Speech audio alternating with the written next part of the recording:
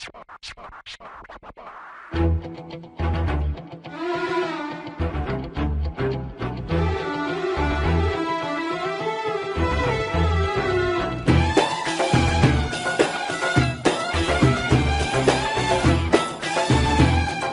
alaikum wa rahmatullahi wa barakatuh. Aujourd'hui, on va entamer les interruptions. Et donc, pour ce faire, on va donner un exemple. Supposons que vous êtes en train de lire un livre. On va dire que le programme principal, c'est la lecture du livre. D'accord? Et on va supposer qu'à un moment donné, une personne est venue pour vous demander de lui rendre un service. Donc, vous êtes en train de lire un livre, et donc, lorsqu'il vous a demandé cette demande, vous avez arrêté la lecture de ce livre, et donc, on va dire qu'il vous a interrompu. Donc, il a interrompu la lecture du livre. D'accord? On va dire que la source d'interruption, c'est cette personne. Il y a deux cas. Donc, soit, donc, vous allez répondre à cette interruption, on va dire, vous allez répondre à cette demande, donc, et vous allez donc, par exemple, lui effectuer ce service. On va dire que donc, les interruptions sont autorisées, et vous avez répondu exécuter le sous-programme d'interruption qui est ce service. Donc, si vous avez donc répondu à cette personne, donc si vous lui avez rendu ce service, on va dire que vous avez donc exécuté le sous-programme d'interruption. Donc, si c'est le cas, on va dire que vous avez répondu, vous avez exécuté le sous-programme d'interruption. Donc, une fois vous avez terminé, c'est normal, donc vous allez donc revenir. Donc, il faut revenir au programme principal qui est la lecture du livre. Et c'est ça, donc c'est pareil pour le microcontrôleur. Sauf que les sources d'interruption, elles sont fixées, donc ils sont fixées figées par le constructeur. Ils sont au nombre de 5 pour le 8051. Donc, on va voir chaque interruption, donc comment on peut donc provoquer et lancer une interruption. Donc, mais il faut savoir que normalement, il faut donc, comme on a cité, il y a donc un programme principal, un programme principal qui sera exécuté. Et à un moment donné, c'est par exemple une source d'interruption, donc une condition réalisée. Donc avant d'exécuter le sous-programme d'interruption, il faut qu'une condition se réalise. Donc ces conditions, ou bien ces sources d'interruption, ils sont au nombre de 5 pour le 8051. Si par exemple une condition donc est réalisée, donc est effectuée, on va exécuter le sous-programme ou bien le sous-programme d'interruption associé à cette interruption, à cette source d'interruption. Donc, une fois on va exécuter ce sous-programme, on va retourner donc à la dernière instruction qui n'est pas exécutée pour continuer l'exécution du programme principal. Et c'est pareil, on a 5 sources d'interruption. Donc, c'est ça. Donc, on va exécuter le programme d'interruption. Si les interruptions sont autorisées, donc il est possible de les désactiver. On va voir ça, comment se faire. Mais il faut savoir qu'il y a 5 sources d'interruption. Et pour chaque source, s'ils sont activés, on va attendre jusqu'à la réalisation d'une condition. S'il est réalisé, on va exécuter le sous-programme associé à à cette source. Donc, si une contrainte est vérifiée, on va donc exécuter le sous-programme qu'on a programmé associé à cette source d'interruption. Une fois on va terminer l'exécution du sous-programme d'interruption, on va revenir à la dernière instruction qui n'est pas exécutée. Donc la dernière instruction qui n'est pas exécutée pour donc continuer l'exécution du programme. Mais on ne peut pas revenir donc à la dernière instruction qui n'est pas exécutée sans le sauvegarder. Donc comme vous savez, supposons que nous étions en train d'exécuter cette ligne. Donc la ligne précédente ou bien l'instruction précédente, son adresse elle est contenue, donc elle est contenue dans le PC. Donc, on va stocker cette adresse, on va la stocker dans la pile. Et pour cela, donc, oui, comme cela, une fois on va terminer donc l'exécution du sous-programme d'interruption, on peut revenir. Pourquoi? Parce qu'on a déjà mémorisé la dernière instruction qui n'est pas exécutée. Comme vous savez, l'adresse de l'instruction suivante, elle est contenue dans le programme count, dans le compteur de programme. Donc, une fois on va terminer l'exécution du sous-programme d'interruption, on peut revenir à la dernière instruction qui n'est pas exécutée. D'accord?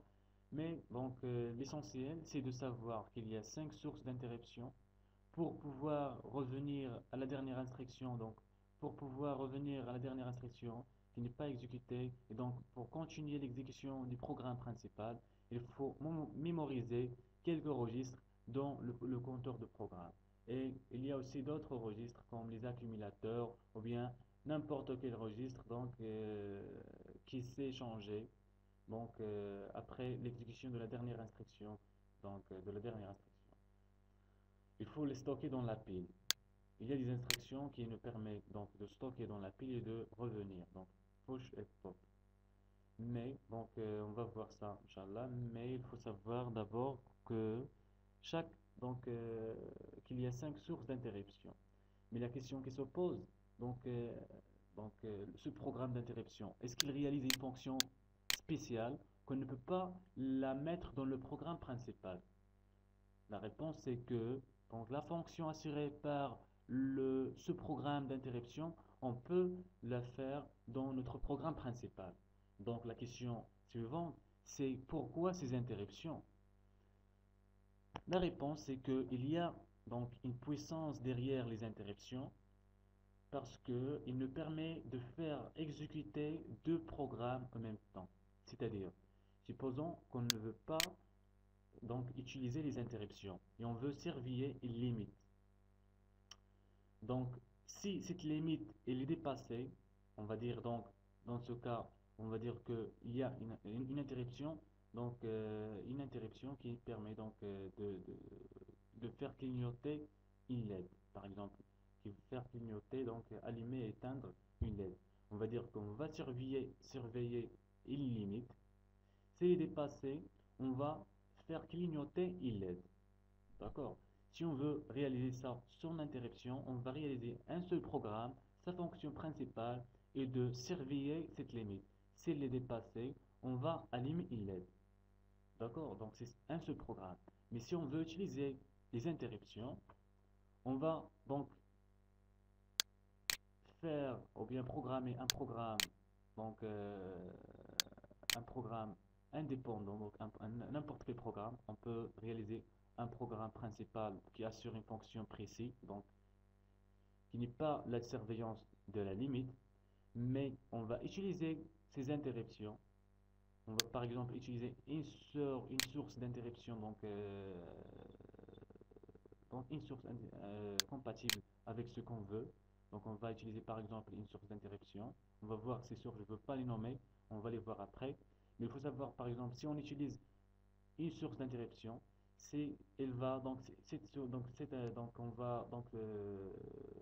on aura donc un programme principal qui sera exécuté et en même temps, cette limite elle est surveillée.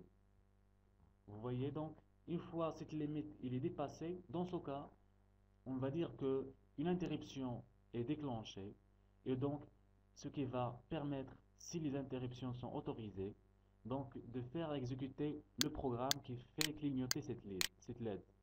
Donc, et une fois on va terminer donc ce clignotement, si on a précisé une durée, on va revenir au programme principal. Donc, vous voyez, on peut faire fonctionner deux programmes en même temps. Un programme qui réalise une fonction 1 et un autre programme qui réalise une fonction 2. Et pour exécuter cette fonction 2, on va attendre la réalisation d'une condition ou bien la réalisation d'un événement. Donc, une fois elle sera réalisée, on va exécuter le programme d'interruption et après on va revenir au programme principal. Chose qu'on ne peut pas le faire avec un seul programme qui ne fait fonctionner qu'un seul programme. Donc, c'est ça la puissance des interruptions. D'accord. Donc, et pourquoi il y a plusieurs sources d'interruption? Il y a plusieurs sources d'interruption. D'abord, donc, c'est normal parce qu'ils ne sont pas de même nature. Donc, ça dépend de l'application. Donc, ce ne sont pas des interruptions de même type. Ils sont de type de nature différente. Donc, pour pouvoir donc différencier donc selon l'application. Donc, selon l'application, vous pouvez utiliser n'importe quelle source d'interruption. Alors, donc, quelles sont les sources d'interruption? Il y a cinq sources d'interruption pour le 8051. La première donc, et la deuxième, ce sont donc le débordement des timers. On a dit que déjà défini dans les tutoriels d'EPIC que le timer, donc, c'est un compteur. Il y a débordement du timer. On va voir ça par la suite. Mais il faut les citer d'abord. On va dire qu'il y a deux timers, donc deux compteurs. Il y a donc une autre source qui est donc le port série, donc port série, euh, normalement c'est USART, USART, USART, qui est donc responsable pour le bloc du port série on utilise souvent le RS-232, RS-232. D'accord? Mais il y a aussi, on a dit qu'il y a deux timers, deux sources d'interruption qui peuvent être lancées après le débordement du timer.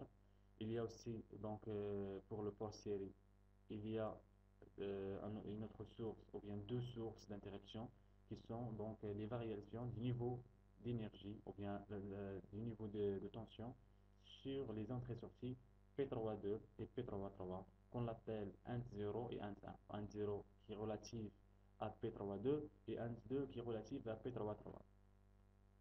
D'accord? Donc on va voir qu'est-ce qu'on veut dire par int 0 et int 1.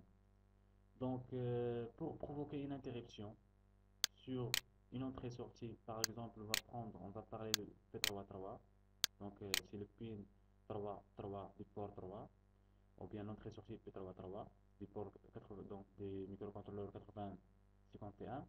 Donc qu'est-ce qu'on veut dire par quand une interruption peut être lancée donc à partir de cette entrée-sortie. Donc, il sera lancé si, par exemple, on aura un changement donc de niveau de tension sur cette entrée-sortie. Par exemple, si on passe à 0 volts jusqu'à donc, à 5 volts, ou bien à 5 volts à 0 volts. Dans ce cas, par exemple, supposons, donc dans ce cas, il est à 5 volts. Donc, il est lié à 5 volts. Si on appuie sur ce bouton, il va le faire passer, donc la tension donc liée à cette entrée-sortie, c'est 0 volts. Donc, dans ce cas, on aura une interruption. C'est lorsqu'on aura un changement d'état de 0 à 1 ou bien 1 à 0 sur l'entrée-sortie P33. C'est pareil pour l'entrée-sortie P32. P32. D'accord? Donc c'est ça, donc c'est comment on peut lancer une interruption en utilisant int 0 et int 1, ou bien en utilisant les entrées-sorties P32 et P33. Il y a aussi une autre source d'interruption qui est donc en utilisant des timers. C'est quoi un timer? C'est un compteur. Il compte de 0 à 1, à 2, à 3, etc. jusqu'à atteindre une valeur maximale. Et donc cette valeur maximale, ça dépend de la capacité ou bien du nombre de bits de ce timer. Une fois il atteint sa valeur maximale, il va recompter, revenir à 0 et va continuer le comptage. Mais lorsqu'il atteint sa valeur maximale, avant de passer à 0, il va lancer une interruption. Donc si les interruptions elles sont activées, donc il va atteindre sa valeur maximale, il va passer pour exécuter, et il va dire à un microcontrôleur, voilà, une interruption qu'il faut l'examiner, et le microcontrôleur va exécuter le programme d'interruption associé à ce timer, ou bien associé à cette source d'interruption. Il y a deux timers, donc deux sources d'interruption, deux timers, donc c'est de même nature, donc c'est un compteur. Donc les deux, donc c'est de même nature. Il y a aussi le RS-232, c'est le port série. Donc une interruption est lancée dans le cas d'une transmission et une interruption est lancée dans le cas d'une réception. On va voir ça donc, lorsqu'on on veut parler des registres. Donc on a dit qu'il y a 5 sources d'interruption, int 0 et int 1, c'est-à-dire changement de niveau de tension sur les entrées-sorties P33 et P32. La deuxième source, ou la troisième source d'interruption, la troisième et la quatrième source d'interruption, c'est le débordement du timer. Lorsqu'il atteint sa valeur maximale, il va repasser pour recompter et il va lancer ou bien lancer une interruption. Et il y a aussi une interruption qui peut être lancée à partir de la liaison série ou bien du port série. Donc une interruption qui peut être causée à partir du port série. Donc normalement c'est RS232, c'est le câble liaison série. D'accord. Il y a des registres de configuration. Je pense qu'on va le voir après dans la page suivante. Il y a des sources d'interruption. Donc, comment je peux donc activer ou bien désactiver ces sources d'interruption? Comment préciser donc quelle est donc l'interruption que je veux utiliser et quelle est l'interruption que je veux désactiver?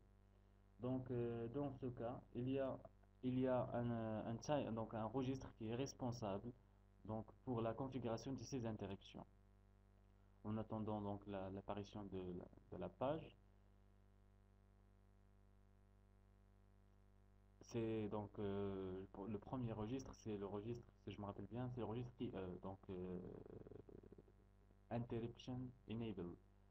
Donc c'est un registre donc responsable donc pour l'activation et la désactivation des interruptions. Voilà, c'est le registre IE. C'est le premier registre donc normalement qu'il faut donc le configurer en premier parce qu'il nous permet de activer et désactiver les interruptions. Donc le premier bit, le bit EA, donc le IE7, si on le met à 1, on va activer toutes les interruptions. Donc les interruptions, elles seront, toutes les interruptions seront activées si on le met à 1. Ces deux bits qui suivent ne sont pas utilisés, à mettre à 0 ou bien à 1, on n'aura aucun changement. Le IE4 ou bien ES, c'est un bit qui permet donc d'activer ou bien désactiver la liaison série, donc l'interruption qui peut être causée à partir des ports série. Si on le met à 1, on va activer l'interruption, cette source d'interruption. Et si on le met 0, si on la met à 0, on va la désactiver. Il y a aussi ET1 et OT2. ET1, ETX1. ET1, c'est pour donc activer l'interruption à partir du timer, donc du timer 1. Et EX1, c'est à partir donc du pin ou bien de l'entrée-sortie int1, c'est PX3, P33 si je me rappelle bien. Donc c'est pour activer ou bien désactiver l'interruption qui peut être causée à partir de l'entrée-sortie P33.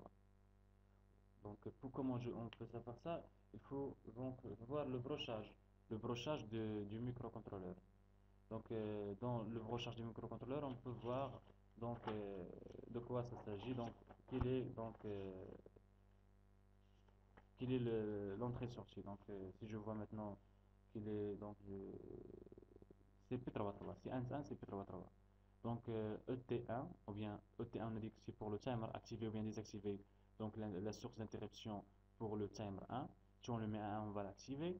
EX1 c'est pour activer ou bien désactiver l'interruption qui peut être causée à partir de l'entrée-sortie P33 qui représente l'interruption ou bien int1. Et ET0 c'est pour activer ou bien désactiver donc l'interruption qui peut être causée après le débordement du timer 0. Si on le met à 1, on va l'activer. Si on le met à 0, on va le désactiver. EX0, c'est pour activer ou bien désactiver l'interruption qui peut être causée à partir du changement. Donc, lorsque change l'entrée-sortie P32 ou bien int0 change d'état de 0 à 1 ou bien de 5 ou bien de 1 à 0. Une fois on a configuré donc et activé ou bien désactivé les interruptions, on peut passer au registre suivant. Mais si on met par exemple, on laisse ce premier bit à 0, donc toutes les interruptions seront désactivées. Donc si on met ici 0 ou bien 1, on n'aura aucun changement. Donc il faut mettre ce bit à 1 si on veut que les changements ou bien l'activation et désactivation des autres sources d'interruption peuvent être prises en considération. On va passer au deuxième registre, c'est le registre TCON. Donc dans ce registre, on trouve seulement donc le registre TCON et le registre SCON, ou bien tconfig, sconfig. Ces deux registres, on va trouver des indicateurs, ou bien des flags, ou bien donc des drapeaux. Donc, qu'est-ce que ça veut dire donc ces drapeaux ou bien les flags? Quelles sont les utilisations de ces drapeaux? On va donner un exemple. Supposons par exemple qu'on veut signaler un hors-jeu. Donc l'arbitre, qu'est-ce qu'il fait? Il va lever son drapeau pour montrer qu'il s'agit d'un hors-jeu. Et voilà, c'est pareil. Donc comment le microcontrôleur peut savoir qu'il s'agit d'une interruption qui est causée par le timer 0? Donc il faut qu'un drapeau qui va signaler que qu'on a par exemple qu'on a donc qu'il s'agit donc d'une interruption qu'il s'agit d'une interruption causée par le timer 0. Donc voilà. Donc j'ai mis ici seulement les bits qu'on va utiliser, ces registres. Donc ces bits qui sont vides, ils contiennent ils ont une fonction, mais je ne l'ai pas mis parce que on va pas l'utiliser parce que dans ce tutoriel on parle seulement des interruptions. Donc, pour le TF1, c'est un drapeau. Donc, c'est un drapeau qui se lève. Lorsque je dis qui se lève, donc qui passe de 0 à 1. Donc, une fois l'interruption, ou bien une fois l'interruption est causée par le timer. Lorsque le timer 1 lance l'interruption, cet indicateur va se mettre à 1 pour indiquer qu'il s'agit d'une interruption causée par le timer 1. Donc, il faut, lors de la configuration, mettre cet indicateur à 0.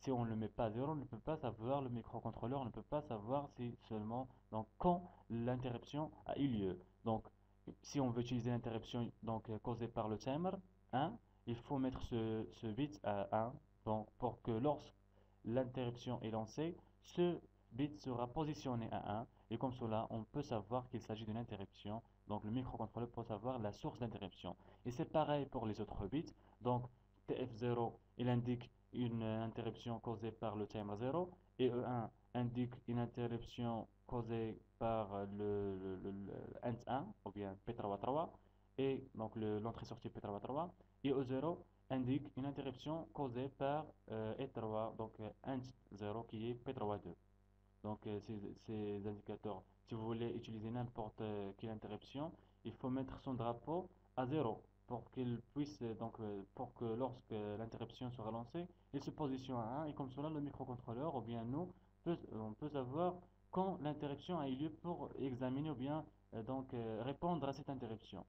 Et pour les drapeaux qui entrent en jeu pour le port série, il y a deux drapeaux, un qui va mentionner qu'il s'agit d'une transmission et l'autre qui va mentionner qu'il s'agit d'une réception des données. Donc ces bits il faut les mettre à 0. Donc pour que lors d'une transmission ce drapeau va se lever et changer d'état et passer à 1 pour indiquer qu'il s'agit d'une transmission. Et c'est pareil pour l'indicateur de la réception des données. Donc comme ça, donc il faut se rappeler qu'il faut mettre l'indicateur ou bien le drapeau à 0 pour qu'il puisse changer d'état et donc pour que le microcontrôleur puisse savoir quand l'interruption a eu lieu. Et chaque interruption, il a un drapeau qui va indiquer qu'il s'agit d'une interruption.